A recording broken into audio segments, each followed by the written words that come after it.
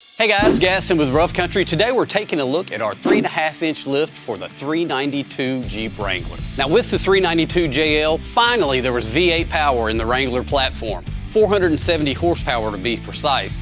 But the factory lift left a little to be desired, both in way of the ability to add a larger tire and the soft coil rate. Now we've taken care of both of those with Rough Country's 3.5-inch lift specifically for the 392. The kit's going to include coils that are rated specifically for the weight of the 392.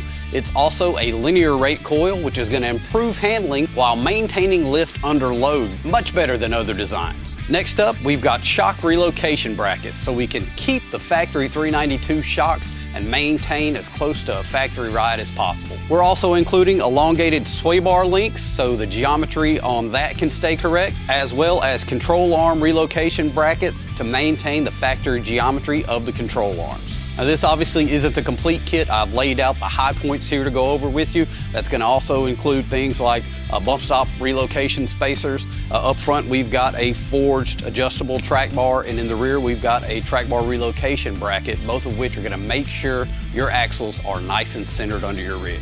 A lot of times with lower production numbers, you're not going to have a company produce a kit for it, and it's a shame. But here at Rough Country, we're trying to make sure we've got a kit for everyone. So if you've got a 392 JL and you're looking to lift it, we've got the kit for you in the 3.5-inch. Check it out today at roughcountry.com.